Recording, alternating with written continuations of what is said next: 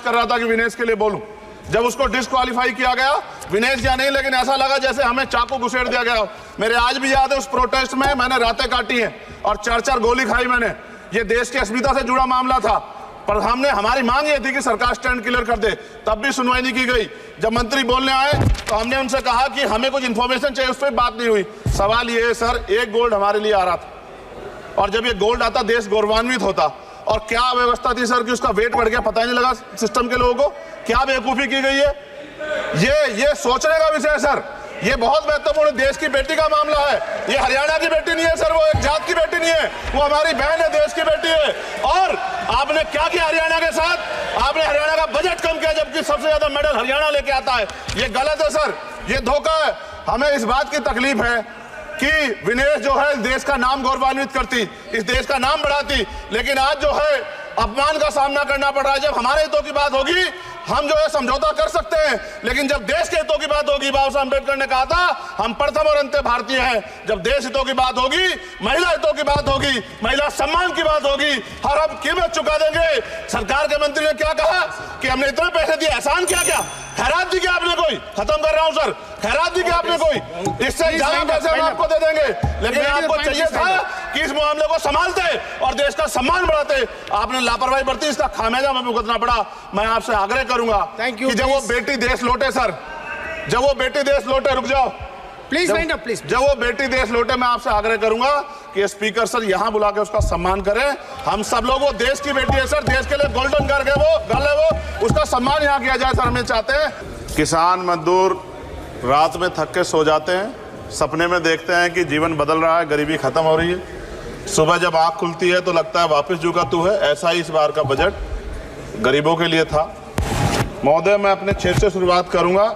मेरा क्षेत्र नगीना बाढ़ प्रभावित है, कोई चर्चा नहीं हुई। किसान और आम आदमी परेशान है, कोई चर्चा नहीं हुई। गन्ना मिल समय पर पैसा नहीं देती है। गुलदार ने 30 लोगों की जान एक साल में ली है पिछले, कोई फर्क नहीं पड़ता अमीरों को। उद्योग धंधे लगाने कोई बात नहीं हुई। मेडिकल कॉलेज और एम्स के निर्माण की कोई बात नहीं हुई। ग्रामीण क्षेत्रों में खेलों को बढ़ावा देना, स्पोर्ट कॉलेज की कोई बात नहीं हुई।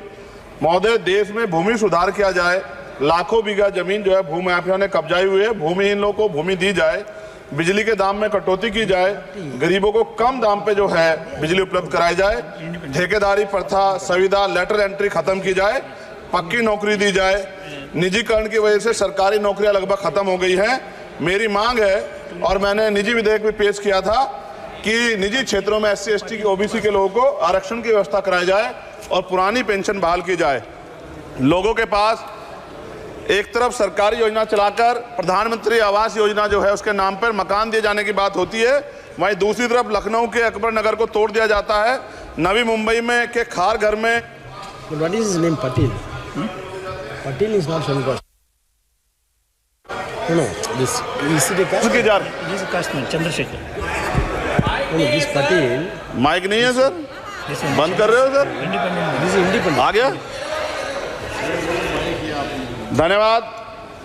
हमारे लोग सर आर्थिक रूप से बड़े कमजोर हैं और 2 अप्रैल 2018 के मुकदमों के लिए कई बार सरकार से बात हुई, वापस नहीं हुई। उनको वापस कराया जाए। भीमा को वकीलों को बहुत पैसे लगते हैं सर।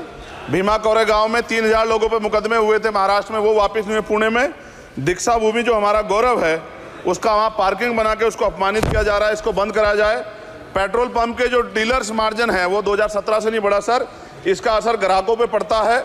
इसका असर जो है पेट्रोल पंप के नेटवर्क सुचारू रूप से चलाने पे पड़ता है। डीजल मार्जिन की बढ़ोतरी ना होने से हजारों कर्मचारी, लाखों कर्मचारी जो वहाँ काम करते हैं उनके जीवन पर असर पड़ रहा है।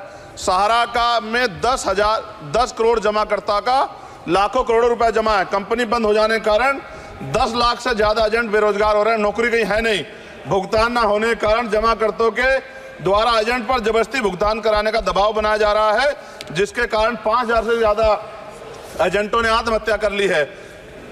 सभापति महोदय, उत्तर प्रदेश देश का सबसे बड़ा सूबा है, उसको इस बजट में कुछ नहीं मिला और बहुत सारे मेंबर, 80 के लगभग हम मेंबर जो है उत्तर प्रदेश जीत के आए, ना के बराबर मिला। यूपी में 25 करोड़ से ज्यादा आबादी है उत्तर प्रदेश के अंदर, 5 किलो राशन सरकार दे रही है, लेकिन जीवन जीने के लिए काफी नहीं है। और भी बुनियादी सुविधाओं की जरूरत पड़ती है अगर इज्जत की जिंदगी चाहिए, उसके लिए सरकार के पास कोई उपाय नहीं है। यूपी जब एक बड़ा राज्य है, लेकिन यूपी में भाजपा सरकार की विकास गति बहुत धीमी है। हमारी सरकार से केंद्र की सरकार से मांग है, हमें यूपी की सरकार की चिंता नहीं है, लेकिन यूपी की जनता की चिंता है। मैं मांग करता हूं कि यूपी को 4 भागों में विभाजित किया जाए। डॉक्टर बाबा साहब अम्बेडकर ने कहा था 1995 में, उनकी बुक है थॉट्स ऑफ लिंग्विस्टिक स्टेट, किताब में कहा था राज्य जितना छोटा होगा राज्य की प्रगति उतनी होगी, जनता को रोजगार मिलेगा और जनता का जीवन संपन्न होगा। मोदी, एक बात मुझे आपसे कहनी है, आपने भी ये विषय उठाया था जब आप अपनी बात रख रहे थे, शेड्यूल कास्ट के साथ जो धोखा किया गया सुप्रीम कोर्ट के जरिए, आप इस बात को इस तरह समझे, 1.5 साल पहले मैंने मांग की थी, अगर इतना हितैषी हमारे लोग होते तो जब EWF 10% दे सकते हैं तो 5% शेड्यूल कास्ट के उन जातियों को दिया जा सकता था, लेकिन दृढ़ संकल्प और इच्छा शक्ति नहीं है गरीबों के उत्थान की। साथ साथ ओबीसी की जातियां उनको भी दिया जा सकता था। ये जो हमारे साथ खेल किया गया है, ये खेल जो है इसमें बहुत गुस्सा है, सरकार को संज्ञान लेना चाहिए और सत्ता और विपक्ष दोनों जो है अपना स्टैंड क्लियर कर दें, क्योंकि दलित समाज, आदिवासी समाज इसको देख रहा है, वो भूलेगा नहीं, जो उनके गले काटने का काम करेगा उनको भूलेगा नहीं। बहुत बहुत धन्यवाद।